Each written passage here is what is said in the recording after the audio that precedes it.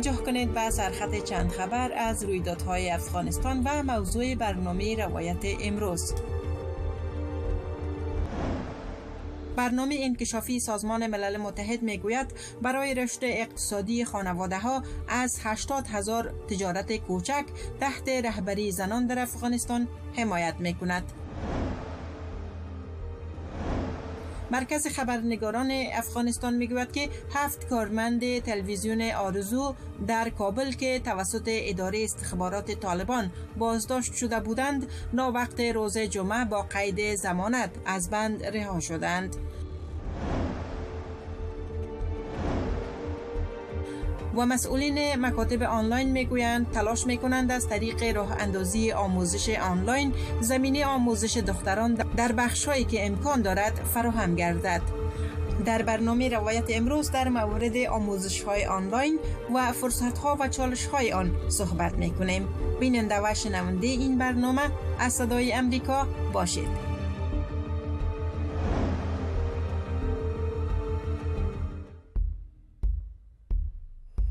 شنونده های گرامی سلام، فوزیه احسان هستم و در برنامه روایت امروز میزبانتان می باشم.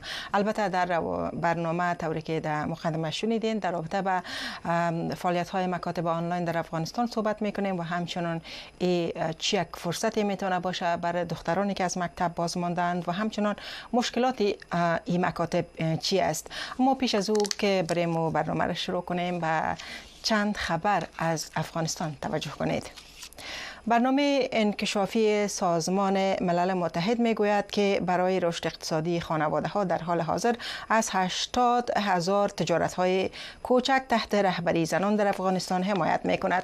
استیفن رودریگز رئیس دفتر برنامه انکشافی ملل متحد در افغانستان امروز یکشنبه در یک پیام ویدیویی در شبکه اجتماعی اکس گفته است که آنان از بیش از 80,000 تجارت و شرکت‌های کوچک به رهبری و توسط زنان پشتیبانی کردند که فرصت‌های شغلی را برای 900,000 نفر در این کشور مساعد کرده است. سازمان ملل متحد پروژه حمایت از تجارت‌های کوچک زنان را در حال در افغانستان به راه انداخته است که در بیش از 3 سال گذشته محدودیت‌های زیادی بر راه کار زنان و دختران در آن کشور وضع شده است.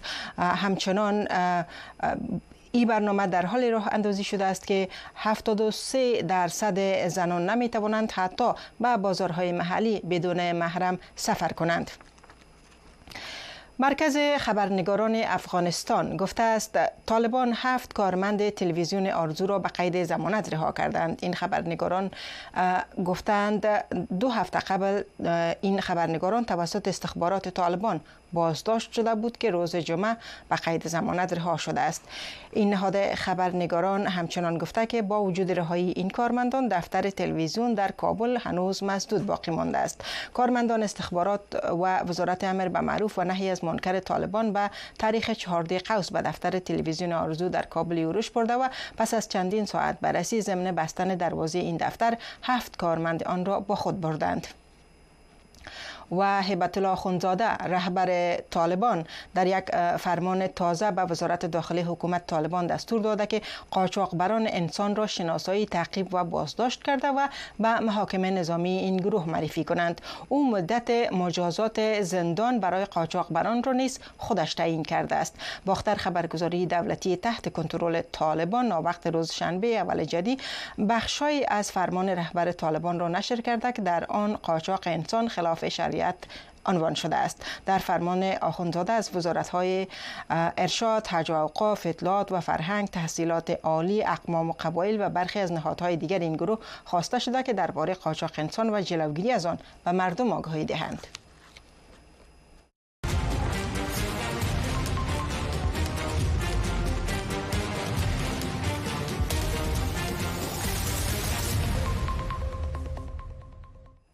شنونده های گرامی، بازم به کسایی که تازه به ما پیوستن سلام.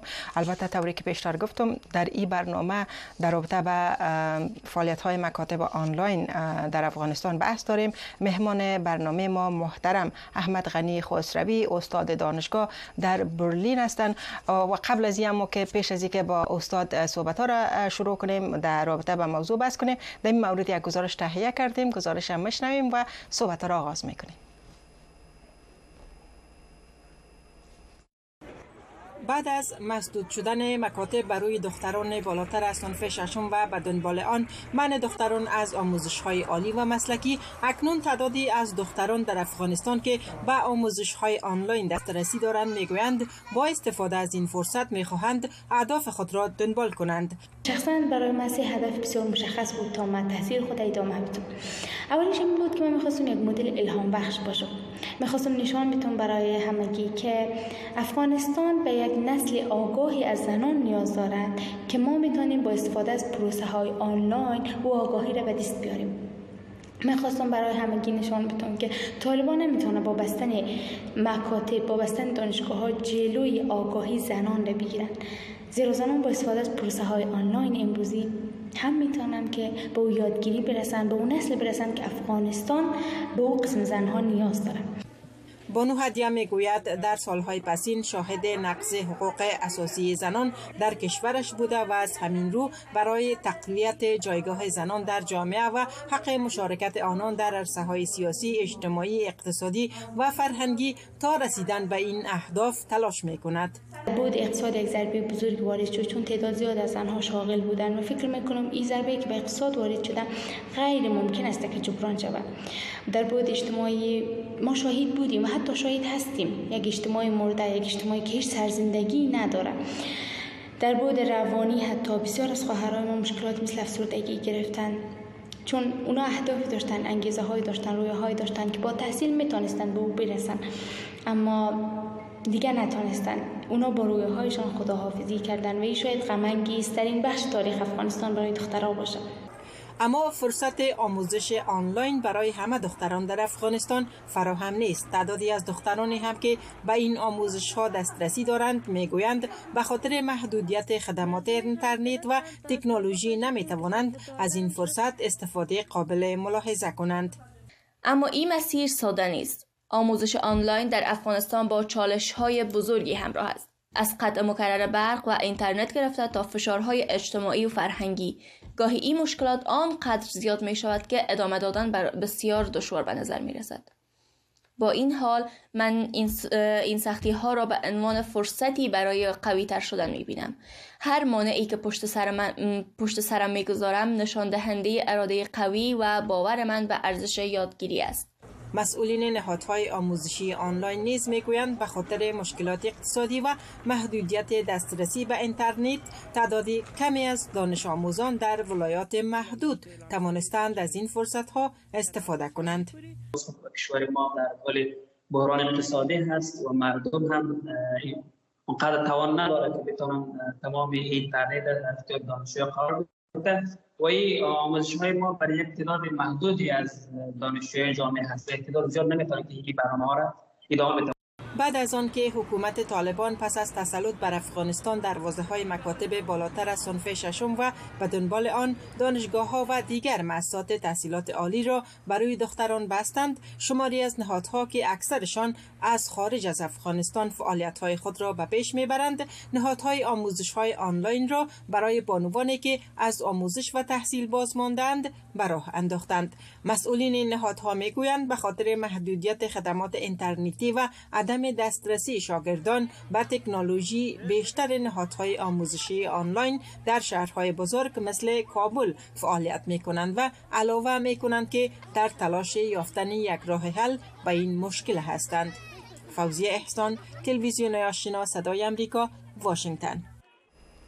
بازم خوش آمدین. استاد خسروی، سلام به شما. بسیار خوشحال هستم که حضور دارین و تشکر از وقتتان. سلامت باشید. من در خدمت هستم. ممنونتان استاد. گزارش هم شنیدین تعداد نهادها بالا به ایجاد مکاتب آنلاین آغاز کردن و تعدادی هم فعالیت ها را تقریبا از 2 سال یا 3 سال قبل شروع کرده بودن به صورت قدم های اول، به عنوان قدم های اول. حالا نهادها بیشتر شده، فعالیت ها هم بیشتر شده. شما اول خود چگونه ارزیابی میکنین این مکاتب و چقدر تونسته این مکاتب جای مکاتب حضوری را یا کمبود یا خلا را برای دخترای بعد از صنف ششم پر کنه؟ با تشکر از شما. با درود حضور شما، مخاطبین عزیز شما در رادیو و تلویزیون آشنا صدای امریکا. البته بعد از شیوع کرونا در سال 2020 سیستم های آموزشی آنلاین چه در سطح مدارس و چه در سطح دانشگاه ها گستردگی بیشتری پیدا کرد، افزایش بیشتری یافت. که البته ما قبل از او هم داشتیم سیستم های آنلاین که نتیجه خیلی خوبی در کشورهای مثل کره جنوبی، مثل چین، مثل هندوستان، ایالات متحده آمریکا، سنگاپور، مالزیا و سایر کشورها داده بود. خب طبیعیه که بعد از موضوع افزایش چشمگیر کرونا، ویروس کرونا، یه افزایش بیشتری پیدا کرد. اما اون چیزی که برمیگرده به مسئله افغانستان، یک چیز قبل از او یادآوری بکنم که سیستم های آنلاین در پهلوی که محاسن و مزیت های خاص خود داره، یک سلسله کمبوداتی هم داره. محاسن از مثلا انعطاف پذیری در زمان و مکان هست که دانش آموز یا دانشجو تحت هر شرایطی و در هر زمان و مکان میتونه از مسئله آموزش استفاده ببره. در کنار از دسترسی به منابع گسترده هست که خب گسترده بودن منابع از طریق آنلاین در حقیقت میتونه باعث تعمیق آموزش بشه و از طرف دیگر باعث صرفه‌جویی در خود مثلا اسکان، حمل و نقل و حتی به دسترس داشتن منابع فیزیکی میتونه بشه و خود از او یادگیری باعث سرعت شخصی میشه. شخص خود از او بیشتر با سرعت بیشتری میتونه آموزش فرا بگیره و در کنار از او استفاده از تجارب اساتید خبره در سراسر دنیا. اینا هست خود مزیت‌های از او. خود کمبودات و کسی‌های هم داره. از کمبودات و کسی‌های از او به قدم اول مثلا کمبود تعامل حضوری است. خب ما این درک میکنیم که مسئله چشم در چشم شدن معلم و شاگرد خیلی میتونه روی شاگرد، روی آموزش تاثیر بگذاره و این تعامل اجتماعی کمتر میسازه، حتی شاید دانش آموز و دانشجو رو به سمت انزوا ببره. نبود مثلا خود انضباطی بالا هم یکی از کمبوداتی که در اینجا وجود داره که مثلا وقت شاگرد در داخل خانه به گونه آنلاین میخواد آموزش فرا بگیره، طبیعیه که خود انضباطی لازم نداره، هم نه در زمان و نه در آموزش و چیزهای دیگری از این دست. مشکلات فنی، خب دسترسی به اینترنت که خود دوستان و شما هم بیشتر یادآوری به مسئله کردن و نبود تجربه‌های عملی و لابراتواری است و در کنار از او خب استفاده از دستگاه‌های دیجیتالی به گونه ممتد میتونه باعث خستگی بیشتر چشم و جسم بشه. اینا مشکلاتی که در خود سیستم آنلاین وجود داره. اما با وجود از این کشورهای مختلف تجارب بسیار نیکویی از این دارند. مثلا امروز ما در کشور چین بیش از 80 کالج به گونه آنلاین 100% داره. در ایالات متحده آمریکا داریم، در سنگاپور نتیجه بسیار خوبی داده، در مالزی نتیجه خوبی داده، در کره جنوبی نتیجه خوبی داده. اما اون چیزی که برمیگرده به افغانستان و تجاربی هم که ما از دوره کرونا داریم، این است که فیصدی بسیار کمه ما مستفید شونده ها داریم. به طور مثال ما در دوره کرونا کوشش کردیم که سیستم‌های آنلاین رو داشته باشیم، با وجود از اینکه دانشگاه‌ها کمک بسیار زیادی میکرد که حداقل ما اینترنت داشته باشیم. ضمن از اینکه خود استادای مشکل رو داشتن در استفاده از این سیستم، تعداد مستفید شونده های ما در همون دوره کمتر از 10% بود. یعنی بالای 90% شاگردای ما نمیتونستن یا اینترنت نداشتن و یا اگر اینترنتی داشتن اینترنتون رو به حد ضعیف بود که اونا نمیتونستن به سیستم وصل بشن و چیزهای دیگری از این دست. بنابراین در افغانستان با وجود از اینکه یک سیستم بسیار مفید و کارایی است، اما از اون جایی که فرهنگ ازی به وجود نیامده، او زیرساخت‌های لازم ما در افغانستان نداریم، باورم این است که نتیجه‌ای که ما از این سیستم‌های آنلاین میگیریم شاید به مراتب کمتر باشه از اون چیزی که در کشورهای دیگر باشن. ضمن از اینکه هنوز ما این فرهنگ رو نتونستیم جا بیاندازیم که سیستم‌های آنلاین هم میتونه مساوی به سیستم‌های حضوری باشه. باید این هم برای مردم آموزش لازم داده بشه تا خانواده‌ها همین باور رو داشته باشن. اما از یاد نره که مثلا فقر اقتصادی و بیکاری و نبود امکانات هم باعث از این شده که مردم خیلی کم توان از این داشته باشن که از سیستم‌های آنلاین که نیاز به پول داره استفاده بکنن. چنانچه دوست شما اشاره کرد که گویا فقط در کابل اینا توانستن اندک استفاده بکنن، یعنی به این معنا که 30 و چند ولایت افغانستان از این موضوع معروف هست. بله و به وجود آوردن فرهنگ و آمادگی روانی هم از گپای شما ما چیزی که برداشت کردم مهم است. و دیگه یکی از موضوعاتی است که حالا به دختران اجازه کار و تحصیل در افغانستان داده نمیشه. خب انگیزه چی میتونه باشه که دخترها را تشویق کنه که اینا برن و آموزش های آنلاین بگیرن؟ خب یک تعداد کمی شاید یک اهدافی داشته داشته باشن، اما عموما شاگردای بعد از صنف 6 قدر خودشان انگیزه ندارن، اونا باید کوشش شون، تشویق شون. به نظر شما وقتی که در یک جامعه زن کار نکنه، انگیزه چی میتونه باشه که مردم برای دانشگاه آنلاین بخونه یا مکاتبه؟ واقعیت همینه که خانواده ها نقش بسیار مهمی دارن در همین راستا.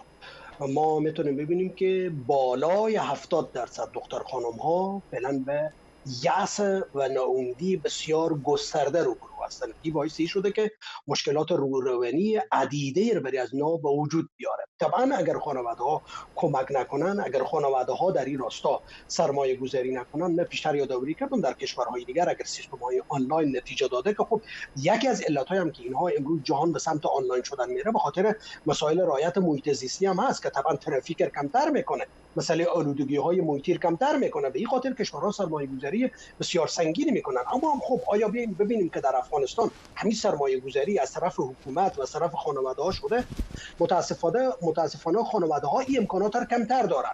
از نظر اقتصادی به مشکلات اقتصادی عدیده گرفتار هستند که نمیتونن. این هم باز هم یک بار سنگین دیگر روی دوش آنها است. وقتی اونها مشکل سیر کردن اعضای خانواده خود دارن، چگونه میتونن باز بیان پول اینترنت و او هم اینترنتی که معیاری باشه؟ از یاد نره که اینترنت در افغانستان از نظر من هنوز ما به 3 جی هم نرسیدیم، چه برسه که 5 جی رسیده باشه. به خاطر از اینکه بعضی از این دوستایی که تخصص داشتن در این راستا استفاده میکردن میگفتن ما از اینترنت بی‌نهایت ابتدایی استفاده میکنیم که فقط میشه در یک مکالمه تلفنی از استفاده کرد، در حالی که این سیستم‌های آموزشی نیاز به یک اینترنت معیاری و بسیار پیشرفته داره که خب و هم هزینه بسیار بالایی داره که مردم متوان از اون کمتر دارن و هم نیاز به این داره که امکانات و زیرساخت‌های از اون ما داشته باشیم. پس بنابراین هم خانواده‌ها نقش بسیار مهمی در این راستا دارن که فرزندان خود حمایت بکنن و هم باید حکومت وجود داشته باشه که بیاید همین سیستم رو حمایت بکنه.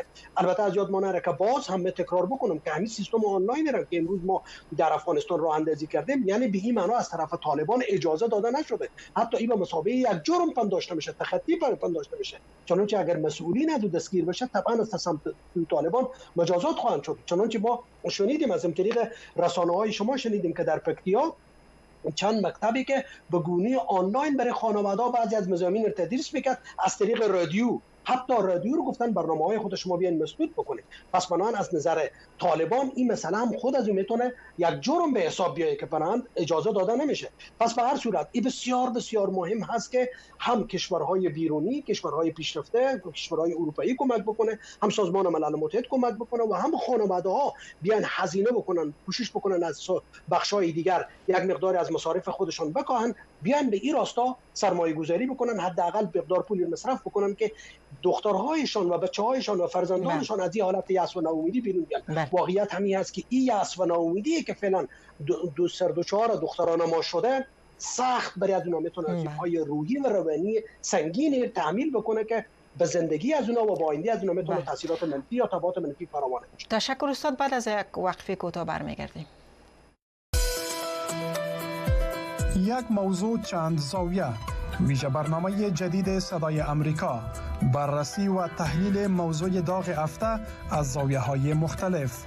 تماشای این برنامه را هر شنبه شب از ساعت 6 تا 6:30 از چینل 469 شبکه ماهواره‌ای یاست و صفحات اجتماعی صدای امریکا فراموش نکنید.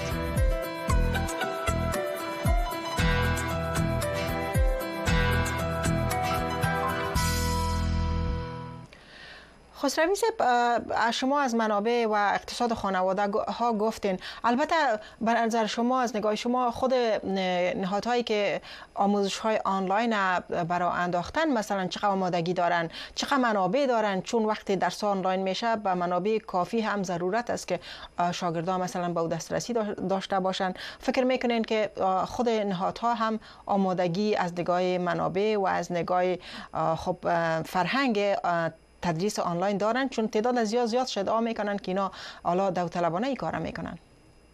خب من به او آمار و ارقام مستفید شونده هایی که بسا از مسئولین این نهادهای آنلاین ادعا میکنن نمیتونم باور داشته باشم. برای اینکه خود ما در دانشگاه های افغانستان وقتی که ما به افغانستان بودم، خصوصا در دوره کرونا، این تجربه دارم و میفهمم که تعداد مستفید شونده ها چقدر میتونه کم باشه و طبیعیه که اگر ما نمیفهمم اگر یک مقدار با خوشبینی باید صحبت بکنیم همراه با بدبینی نباشه، اگر این شکل پروژه‌ای داشته باشه و بیشتر شکل انتفاعی داشته باشه که خب کسانی که این سیستم ها رو اندازی کردن یا این نهادها رو اندازی کردن به فکر ای باشن که از این مسیر بیان پولی رو عاید بکنن برای خودشان، خب طبیعیه که تاثیر از بسیار کم میتونه باشه، بسیار کم میتونه باشه. خب اما اگر او بگونی آنلاین هم بگونی مثلا به شکل داوطلبانه هم باشه که باز من به این کمتر میتونم باور بکنم که خب کارهای داوطلبانه هم نتیجه آنچنانی نمیتونه بده، به خاطر از اینکه این مقطعی خواهد بود و نه دوامدار و همیشه. پس بنابراین ما نیاز به یک سیستم مشخص و معین در این راستا داریم، خب یک سرمایه گذاری لازمه در پس این زمینی از این باشه و کشور و یا کشورهای یا نهادهای معتبر بین المللی بیان او رو حمایت بکنن و از طرف ما باید کوشش بکنیم که همون اینترنت که ما نیاز داریم او رو ما باید در اختیار مستفید شونده‌های از او قرار بدیم. تصور بکنیم که من یک مکتب آنلاین راه اندازی بکنم و بهترین استادای کشورهای مختلف هم استخدام بکنم با بالاترین حقوقی که به اونا میپردازم، اما آیا واقعا مستفید شونده های من او امکانات دارن که بیان از این ساعت درسی ما استفاده بکنن؟ متاسفانه در افغانستان ما همین امکانات رو نداریم. امروز ما گرفتار مشکلات عدیده اقتصادی هستیم. خانواده‌ها گرفتار فقر، بیکاری، تنگدستی بسیار شدید و استاد اصلا نتیجه از میتونه کمتر. بله و یک مسئله مزود بازم مطرح میکنم چون وقت کم است. البته یک موضوع دیگه که ایجاد ارتباطات است. مثلا در افغانستان و یک کشور وقتی که ارتباطات نداشته باشی حتی پیدا کردن کار خیلی مشکل است، مشکل تر میشه. شما پیشتر از انزوا گفتین، آیا فکر میکنین امکان ایجاد ارتباط در مکاتب آنلاین است برای مثلا کسایی که اعلی دانشگاه ها را تعقیب میکنن به سطح دانشگاه میخوان دیگری بگیرن و از طریق آنلاین به جای برسن، فکر میکنین ارتباطات چقدر میتونه تامین کنه آموزش های آنلاین؟ خب اگر قرار باشه ما به این فکر بکنیم که این نهادهایی که سیستم های تدریسی آنلاین را اندازی کردن فقط صرف به خاطر بادساواق ساختن بچه‌ها و دختران ما انجام داده باشن، خب یک بحث قضیه هست. و اما آیا همین نهادها توان دادن یک مدرک برای یک فارغ التحصیل، حالا چی از مقطع مکتب و چی از مقطع دانشگاه دارن؟ و بعد وقتی اینا مثلا یک سند یا مدرک فراغت چی از مکتب و چی از دانشگاه برای یک دانش آموز ما و برای یک دانشجوی ما میدن، آیا فردا همین سند از قابل قبول هست؟ با بازار کار میتونه از استفاده بکنه؟ آیا میتونه از این سند برای شمولیت به مقاطع بالاتر تحصیلی استفاده بکنه؟ این سوال بسیار بزرگه که من فکر میکنم بیشترین تعداد نهادهایی که فعلا سیستم‌های آنلاین راه اندازی کردن همین توانمندی ندارن و همین ضمانت رو نمیتونن برای مردم بدن. پس فقط دختر خانم‌های ما صرف به خاطر از اینکه از اون حالت ناامیدی، از اون فشارهای روحی روانی که درس و آموزش و تحصیل از دست دادن، اینا به این مسئله روی آوردن. اما باید به این قضیه ما کمک بکنیم که خب در یک مقطعی نیاز هست که به همچون نهادهای کمک بشه که اسناد از این مورد قبول باشه. اگر اسناد از این مورد قبول نشه، باز ما گرفتیم عمر یک نسل رو ضایع ساختیم. خانواده‌ها رفتن هزینه کردن، دختر ما آمده یا پسر ما آمده وقت خود گذاشته، در حالی که امروز وقتی که فارغ شده سند از او در هیچ جای مورد قبول قرار نمیگیره. این یک سوال بسیار مهمیه که باید به این پاسخ داده شه، باید راهی برای جستجو بشه. تنها به این نمیشه که ما اکتفا بکنیم که خب ما با این سیستم های آنلاین به طور مثال زبان فارسی دریر یا زبان پشتو یا زبان انگلیسی یا کامپیوتر میایم تدریس میکنیم و تمام. اما خب وقتی ما صحبت از سیستم درسی مکتب میکنیم، وقتی ما صحبت از سیستم درسی یا آموزشی در سطح دانشگاه میکنیم، باید در حقیقت خود ما در قدم اول همین مجوز رو داشته باشیم و بعد از اینکه ما خود ما این مجوز رو از یک نهاد معتبر داشتیم، بعد از اون سندی که برای مستفید شونده های خود بعد از فراغت میدیم تا چه اندازه میتونه دارای اعتبار باشه. استاد یک تعداد ببخشید که صحبتتان قطع کردم، یک تعداد از نهادهای آنلاینی که ما همراهشون صحبت کردیم میگن که با دانشگاه‌های در خارج از کشور در تماس هستند و اینا سندهای تحصیلی را یا فراغت برای امی دانش آموزا میتن.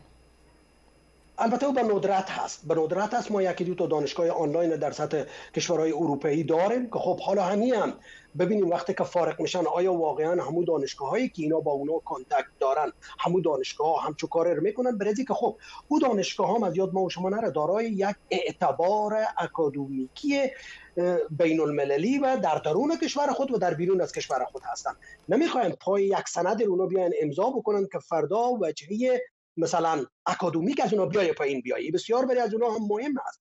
درسته، حالا ممکنه که اونا استاد در اختیار اینا قرار بدن، ممکنه یک سال سالونای کنفرانس خود در اختیار از اونا قرار بدن، بالاخره یک سال کنفرانس ها اجازه بدن که به گونه مشترک با اونا رو اندازی بکنن، اما این که فردا پای همین سند اونا هم مور رو امضا میکنن و سهم میگذارن یا نه یک مسئله بعدی هسته.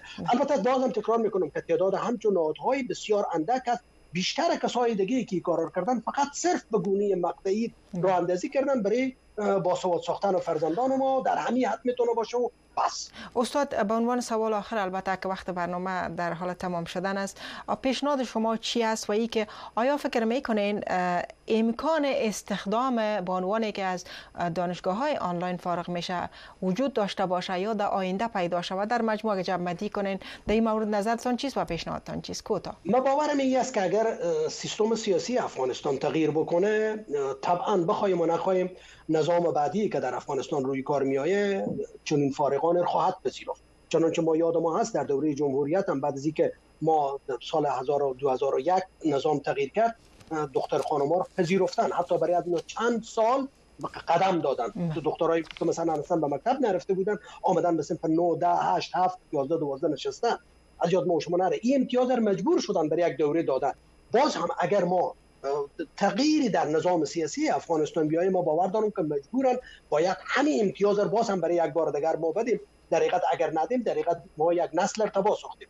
در غیر از اون راه دوم هم این است که با طالبان صحبت بشه، با همین کسانی که فعلا حاکمیت در افغانستان در اختیار دارن با اینا صحبت بشه که حتی اقل اگر مثلا به گونه حضوری اجازه نمیدن، به گونه غیر حضوری یا به گونه آنلاین اجازه بدن که به شکل رسمی همین مکاتب و دانشگاه‌ها فعال باشه که مردم بتونن یا دختر خانم‌ها بتونن از استفاده بکنن و حتی اگر امکاناتی باشه اسناد اینا رو خود اونا تایید بکنن تا فردا برای اونا اگر تغییری در وضعیت آمد زمینه کار میسر بشه. بسیار تشکر میکنم از شما محترم احمد غنی خسروی از وقتتان، از تحلیلتان و از پیشنهاداتتان. باز هم بیننده های گرامی و شنونده های عزیز، برنامه روایت امروز البته در همینجا به پایان میرسه، اما برنامه های صدای امریکا همچنان ادامه داره. برنامه بعدی برنامه صدای شماست که امیدوار هستم بیننده و شنونده برنامه صدای شما هم باشین. ما فوزیه احسان همینجا با شما خداحافظی میکنم تا دیدار بعد. خداوند نگهدار.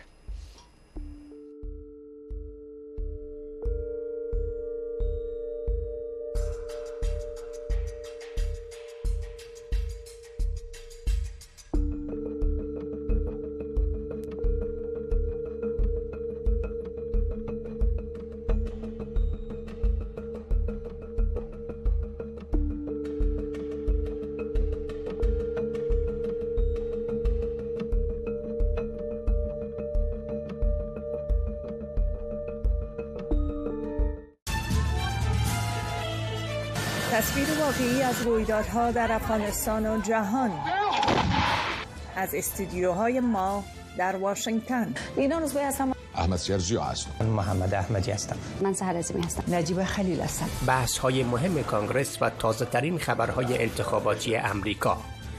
جلسات قصر سفید، تصامیم و سفرهای رئیس جمهور ایالات متحده. موضع‌گیری ها و پیام های دیپلماتیک وزارت خارجه و تحرکات نظامی وزارت دفاع امریکا. نظر بر زندگی در امریکا و بررسی وضعیت مهاجرین در این کشور، خبرها و گزارش‌ها